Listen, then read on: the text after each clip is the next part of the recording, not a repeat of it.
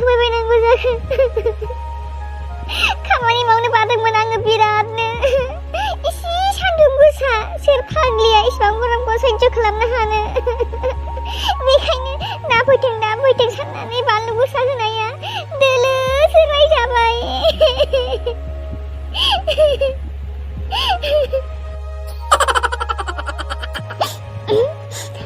दिनैनिफ्राय आं बेबायदि जेबो गाज्रि मावथारला आइ एम सरि मेब्ला दिनैनिफ्राय आङो बेबायदि जेबो गाज्रि आखल दिन्थिथारला आं सोलायनोसै मेब्ला आं सोलायनोसै आंखौ निमाहा खालामदो मेब्ला आंखौ निमाहा खालाम आंनि दायनि थाखाय मेब्लानाव निमाहा बिहैनोसै आङो आरो दिनैनिफ्राय आङो बेजों मोजाङैनो मोजां संसार जालांनो नाजासिगोन आं बहा थांखोथाय मानसियानो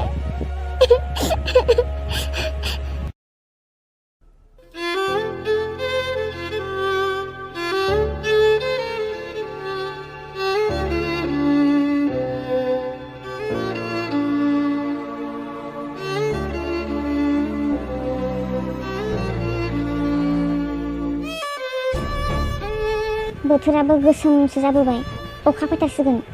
बनखौ माबार दानस'ना दोनहैग्रोनोसै आं हाब मासे गिदिर अखा खोरोमखोलै गिलु बालुनो मेब्लाया आंजों रायलाया जाखोथाय मेब्ला मा जाफैलायखो फाल्थु फुल्थु खोथा रायलायनोबा आंनि खाथियाव दाफै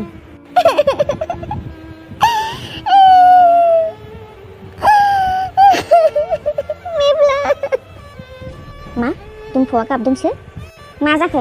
मानो गाबदों मेगनफोराव बानलु बेगरफोर हाबदों नामा नङा मेब्ला आइ एम सरि आंखौ निमाहा खालाम मेब्ला आंखौ निमाहा खालाम आं गोबां गोरोन्थि दाय मावबोबाय आङो बिनि थाखाय आं दिनै नोंनाव निमाहा बिदों मेब्ला अन्नानै गावनि बिसि होननानै आंखौ निमाहा खालाम आं दिनैसो बुजिबाय मेब्ला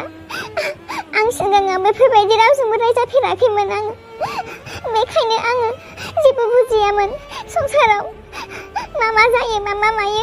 आं बेफोरनि खोथा जेबो मिथियामोन नाथाय आं दिनै नोंनि रायनायखौ खोनानानै आंनि गोसोआव जोबोद दुखु मोनखांनाय फैदो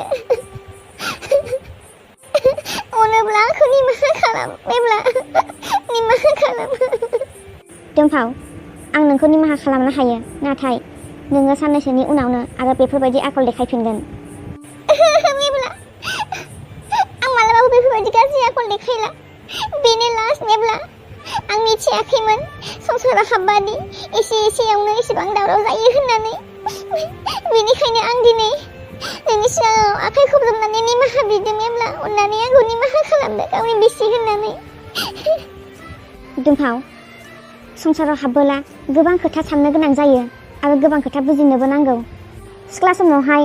जेरै नोङो मावा दाङा उदां थादोंमोन बिदा बिबाजैफोरनि सायाव बा बिफाफोरनि सायाव जेरै मोनजादोंमोन नोङो बैफोरबायदि उदांखौ जुलिनि उनावहाय मोननो थाङा दुम्फाव बेखायनो नोङो एसे बुजिनांगोन जे नोङो दा जुलि जाबाय आरो बे न'खराव थाफैबाय जेब्ला आंनि बिसि जाबाय आंनि रेसपन्सिबिलिटि जायफोर दङ नोंबो बे खामानिखौनो मावफानांखागोनखा दुम्फाव गाज्रि साननायखौ गार आरो मोजां साननो सोलों नोङो बयजोंबो मिलायना थानो नाजा बयजोंबो गोरोबनानै थानो नाजा बयखौबो अननो सोलों अब्लासो नोङो गोजोन गंसे न'खर दानो हागोन नोंहाबो सानसे गथ' गथाय जागोन दुम्फाव बेफोरो गासिबो फाला बदलसो दुम्फाव बेखायनो बे जोनोमावहाय खनसेल' जोनोम मोनो खनसेल' जुलि जायो आरो खनसेल' थैयो बेखायनो बयजोंबो गोरोबना बयजोंबो अनलायना बयजोंबो मिनि खुसि थानो नाजानांगौ नों जुदि बेफोरबायदि गाज्रि आखलखौ गारोब्ला आं नोंखौ निमाहा होगोन दुम्फाव आं गारनोसै मेब्ला आं गारनोसै आं दिनैनिफ्राय आरो बेफोरबायदि गाज्रि आखल खिथिला आं अन्नानै नोङो आंखौ निमाहा होदो मेब्ला प्रमिसबो नोङो गाज्रि आखल देखायला औ मेब्ला प्रमिसबो बिदिब्ला नोङो बयजोंबो खौसेयै थानो हागोन ना औ मेब्ला आं रावनिबो इनाय खालामला आङो रावखौबो गाज्रि सानला आङो बयजोंबो अनलायना थानो नाजागोन आङो गोरोबना थानो नाजागोन आङो आरो रावखौबो गाज्रि नोजोरजों नायला आङो मेब्ला आंखौ मा होदों नोङो गाबनांला दे गाबनांला दोनथ' मासेबां गिदिर अखा खोरोमखोलै आं गिनो ओंखारबाय बिरादनो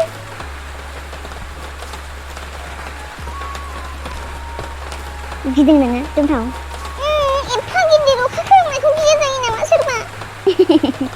अखायाबो सिजोबथारबाय थ'दो न'आव थांसै मेब्ला थ'दो आइदै मासे गरमलै सयथिबो दुंगानायनि नामखौनो लाला नामा सान्दुङालाय फाफ्लि थुफ्लि गासिबो माइसुं बेरफ्रावजोबथारबाय हाथारला आङो माननायानो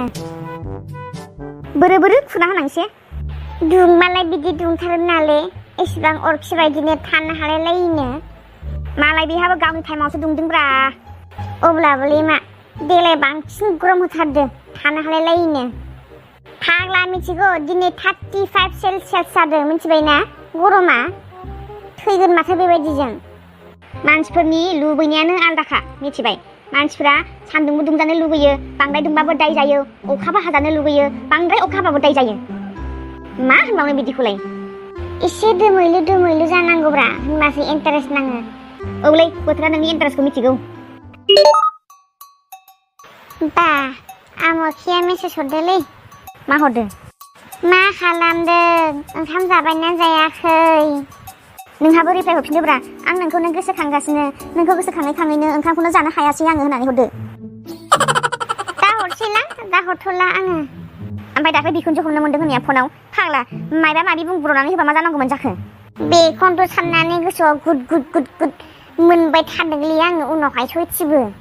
ओमफ्राय नोंहा मिथिखायामोन आरो बिखुनजोना फिसाजो होननानै आवाजखौ फाग्ला होन नोङो माला रायलायनो मोननायनि आङो बेजों बिनि आवाजखौ मिथिनांगौ जाखो ओइदिनखालिनो फार्स्ट टाइम हरदों आङो बिखुनजोना फिसाजो बोरै मिथिनांगौ जाखो आंलाय हेल' होनबानालाय रायलायहरबाय आङो बेबो हिनजावनि गारां बिनाबो हिनजावनि गारां सोरखौ हमनो हानो आंलाय नोङो सोंग्रोनो हायासैमोन आरो हेलिना नामा होननानै होमबाना मिथिगौमोन ना सोंदोंब्रा मानो सोङाखै आंलाय हेल' हेलिना ना होननायाव लैबाव बुरिया जायालै नोंसोरजोंबो जयथिबो आरो मिथिगौना मा होनदों बियो नों आंखौ मिस खालामगोन ना खालामा दिनाव खनबेसे मिस खालामो नोङो आंखौ होननानै सोंलायलायबावोब्रा ओमफ्राय नोंहालाय मा होनखो मा होनो आंलाय हेलिना नालाय हेलिना खोन्थाहरबाय आङो दिनाव आं नोंखौ खनबेसे गोसोखाङो माला गोसोखाङो जानायावबो लोंनायावबो खिनायावबो उन्दुनायावबो गोसोखाङो होनना खोन्थाहरबाय आङो ओमफ्राय मा जामारबाय दा जानायानोथ'लै नायनोसै र' मा जायो खाफालनि लिरनाय आंखौसो सोंदों बेथा नोंनालाय मारै खबरा एकदम फेन्टास्टिक ब्रा आंना जेबो लेथा फेथा गैया एकदम क्लियारखा बिहाव जागोना आलासि जानोसो लिंहरलायबावदों दाख्लैहाय बुवा मालाय आइयासो जोंना बारा फसायखोलै सिख्लाखौनो खानाय खेंख्रि होनना खानाय खेंख्रियालाय मा जालायखो बोना होना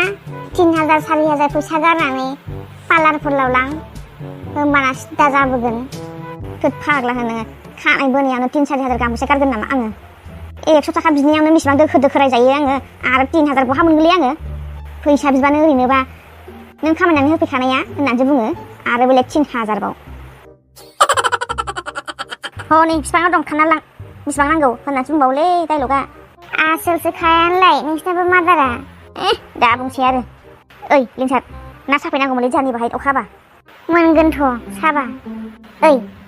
थांसै बाजैया दहायनो लिंहरदोंमोन आंखौ थाब फैदे होननानै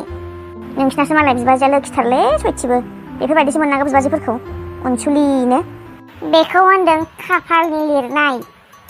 हे इसोर आंनाबो बिदिनो जानांगौलै जागोन सिन्था खालामनाङा थांसै दानो नङाबा बाजैया फन हरबावगोनसो आंनाव